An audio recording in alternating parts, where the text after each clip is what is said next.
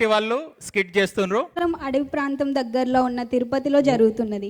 నటులు నవతేజ, అరువి, లోహిత్, ధృపద్, అభినయ్ మరియు దత్త. నవతేజ ఒక పేద కుటుంబానికి చెందినవాడు. తండ్రి పెరాలసిస్ అనే వ్యాధితో మంచాన పడ్డాడు. ఇంటి బాధ్యతలు అంతా అతని తల్లి అయిన లక్ష్మి ఇరుగు పరుగు ఇళ్లలోని పని చూసుకుంటూ ఉంటుంది. నవతేజ చాలా మంచి విద్యార్థి. వాళ్ళ అమ్మ నాన్నలకి సేవ చేద్దాం అనే ఉద్దేశంతో అదే ఊరిలో స్కాలర్షిప్తో హాస్టల్లో చదువుకుంటూ ఉంటాడు.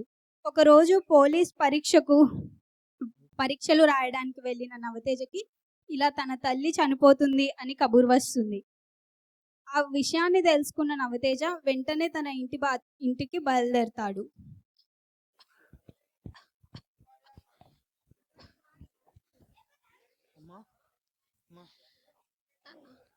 ఏం బాధపడకు,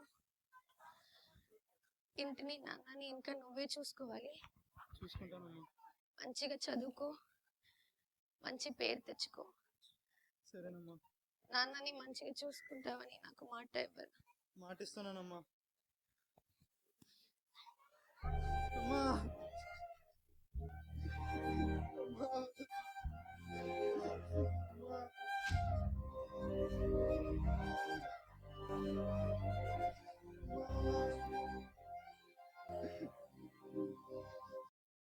అలా తన చనిపోయిన తర్వాత నవతేజ ఇంటిని తన తండ్రిని చూసుకుంటూ ఉంటాడు.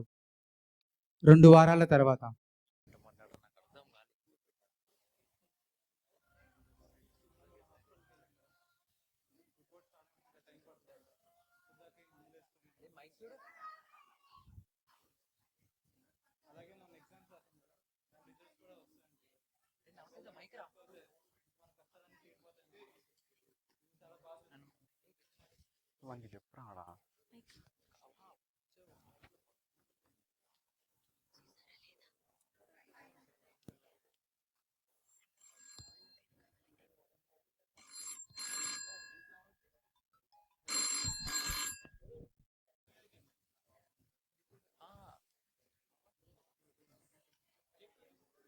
హలో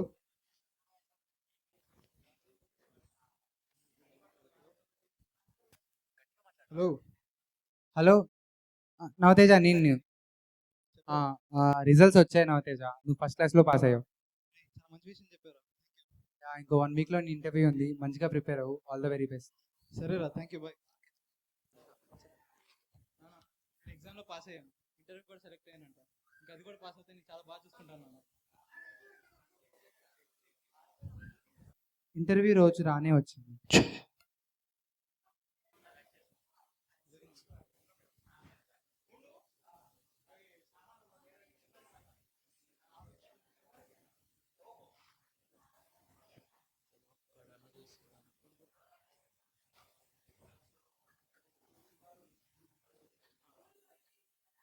తీసుకున్నాను, ఇంటర్వ్యూకి వెళ్ళి వస్తాయి ఈరోజు.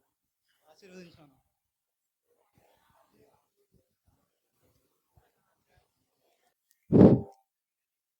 Can I get in, sir? Yes, come in. Take your seat. Thank you, sir. Certificates. Already నీ రెజ్యూమ్ చూశాను. అన్ని టెస్టులు పాస్ అయ్యాను, కానీ నువ్వు ఇంకో టెస్ట్ పాస్ అవుతుంది. ఏ టెస్ట్ అంటే అర్థం కాలేదు. ₹1,00,000 ఖర్చు అవుతుంది. ₹1,00,000? సార్ చూడండి సార్, ఇంటర్లో ఫస్ట్ వచ్చాను, ఇంజనీరింగ్లో ఫస్ట్ వచ్చాను, అన్నింటిలో నేను బాగా చదివాను. ఆల్రెడీ ఇదే ఉద్యోగానికి బయట 2-3 లక్షలు అడుగుతున్నారు. నీవన్నీ పర్ఫెక్ట్ ఉన్నాయని ₹1,00,000 అడుగుతున్నా. డబ్బు రెడీ చేసుకుని జాబ్ ఇస్తా. అలా చేయకండి సార్, ప్లీజ్ సార్. మా నాన్నగారు ఆరోగ్యం బాగాలేదు సార్, ప్లీజ్ సార్ అలా చేయకండి సార్. చాలా ఇంపార్టెంట్ సార్, నాకు అర్థం చేసుకోండి సార్. బయట జమానాలా డబ్బు ఉంటేనే జాబ్ వస్తుంది. డబ్బు రెడీ చేసుకొని రా. సార్ అలా చేయకండి సార్, ప్లీజ్ సార్ అర్థం చేసుకోండి sir. Please sir, please sir అర్థం చేసుకోండి సార్. ఏం సార్ నాకు చాలా ఇంపార్టెంట్ సార్, ప్లీజ్ సార్. ఎందుకు వస్తారా నీలాంటి వాళ్ళు డబ్బు లేకుండా? జాబ్ అడగా నీకే. డబ్బు రెడీ చేసుకుని రా, జాబ్ ఇస్తా.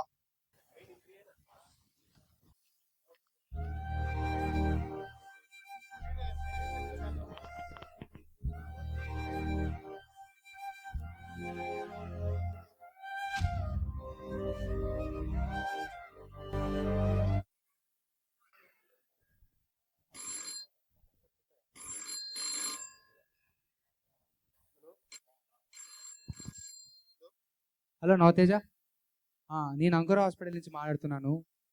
మీ ఫాదర్ రిపోర్ట్స్ వచ్చాయి. మీ ఫాదర్ కండిషన్ చాలా క్రిటికల్గా ఉంది. 1 వీక్లో ఆపరేషన్ చేయకపోతే తను మీకు దక్కరు ఇంకా. సుమారు 1,00,000 నుంచి 2,00,000 వరకు ఖర్చు అవుతుంది. అలాగే ఇంకొక విషయం, మీ నాన్నగారు కంగారు పడే విషయాలు కానీ, మీ నాన్నగారు బాధపడే విషయాలు కానీ ఏది చెప్పకండి. అతన్ని కొంచెం హ్యాపీగా చూసుకోండి. సరే డాక్టర్, డబ్బులు తయారవగానే మీకు ఫోన్ చేస్తాను.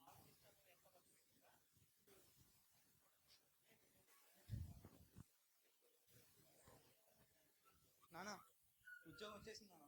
ఇంకా మన కష్టాలన్నీ తీరిపోయాయి. ఇంకా నేను చాలా బాగా చూసుకుంటాను. రెస్ట్ తీసుకున్నాను. నేను భోజనం తయారైన తర్వాత వచ్చి పిల్లలు చెప్తా.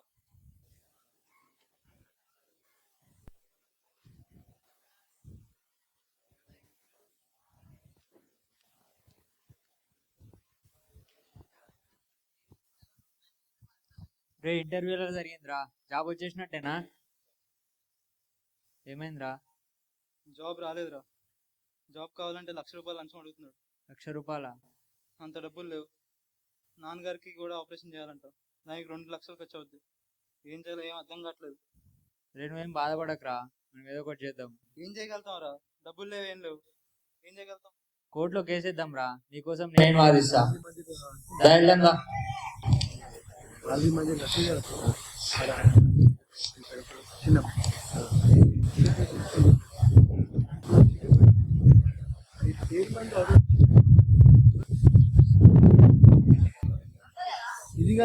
కోర్టు వాదోపవాదాలు విన్న తర్వాత నవతేజ అనే ముద్దాయి దొంగ సర్టిఫికేట్స్ పెట్టి జాబ్ తెచ్చుకోవడానికి ప్రయత్నించినందుకు ఆయనను 15 రోజులు రిమాండ్ లో ఉంచవలసిందిగా పోలీసులకి ఆదేశాలు జారీ చేస్తున్నాం. 15 రోజుల తర్వాత కోర్టు నుంచి బెయిల్ పై ఇంటికి వస్తున్న నవతేజ.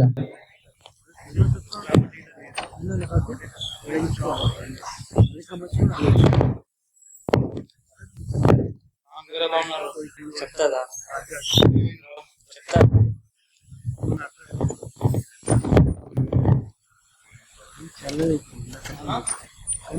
అదే ఏమైందిరా? నాన్నగారు చనిపోయారు. నాన్నగారు చనిపోవడం ఏంట్రా? ఏం మాట్లాడుతున్నావు? అవునరా.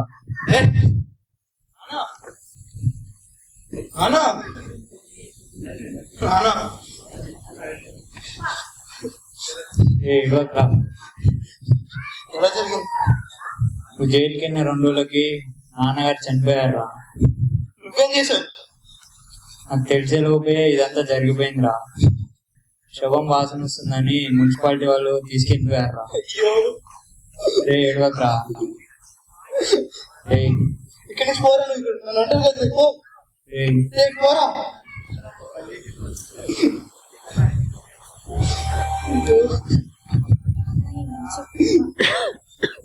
నాన్నని మంచిగా చూసుకుంటావని నాకు మాట ఇవ్వరా? లంచం ఇస్తేనే జాబ్ వస్తుంది.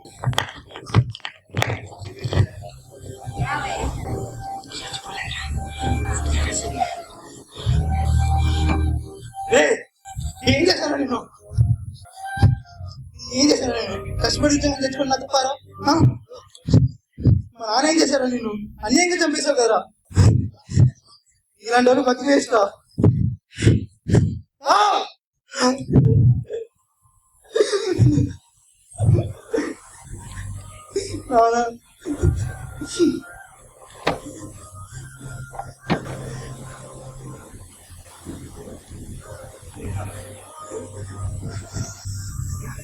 ముఖ్య గమనిక, బెయిల్ పైన బయటకు వచ్చిన ముద్దాయి నవతేజ ఈ రోజు సాయంత్రం అదే కేసుకి సంబంధించిన గవర్నమెంట్ ఆఫీసర్ ని హత్య చేసి అక్కడి నుండి పారిపోయాడు.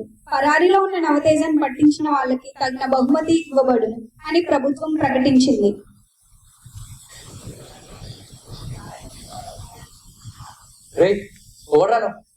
ఇక్కడేం చేస్తున్నావు?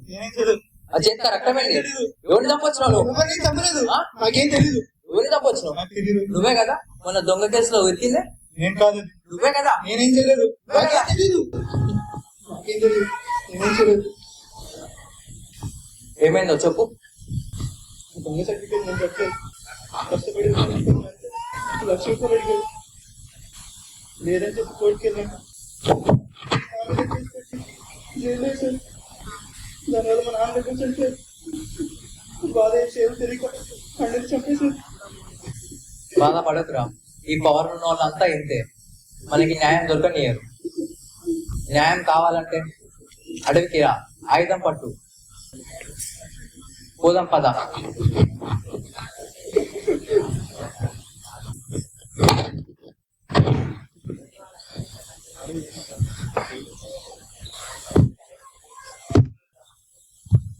మీరు ఇక్కడ చూస్తున్నది ఇప్పటి నుంచి ఇప్పటి వరకు ఇక్కడ మన సమాజంలో జరుగుతున్నది. నవోదయ చేసిన తప్పే, కానీ నవోదయ జరిగింది చాలా దారుణం. దీనికి కారణం ఎవరు? లంచం అడిగిన ఆఫీసర్దా? అతనికి న్యాయం చేయలేని న్యాయస్థానానిదా? ఈ తప్పు ఎవరిది? అతని చుట్టూ ఉన్న సమాజానిది, అంటే మనది. మనల్ని కాపాడాలనే లక్ష్యంతో ఉన్న వాడిని అతని నుంచి మనల్ని కాపాడేలా మార్చేసింది ఈ సమాజం. లంచం ఇస్తే ఉద్యోగం వస్తుంది, లంచం ఇస్తే అధికారం వస్తుంది, లంచం ఇస్తే ఏదైనా సులభంగా వస్తుందని ఇప్పటికీ నమ్ముతున్న మన సోమరి సమాజం. లంచం తీసుకోవడం ఎంత నేరమో లంచం ఇవ్వడం కూడా అంతే నేరం. ఇది మారాలి. ఇలాంటి సోమరి సమాజం కాదు మనకు కావాల్సింది.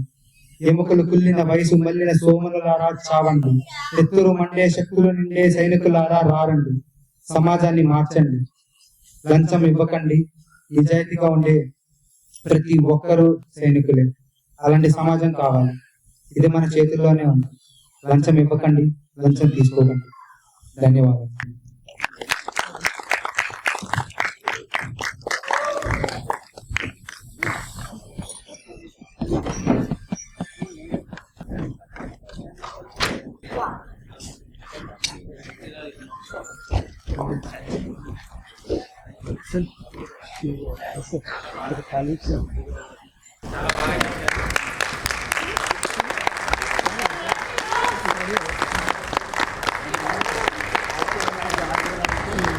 Thank you IIT team. చాలా ప్రిపేర్ చేసి చాలా మంచి సందేశాన్ని అందించారు. గ్రేట్.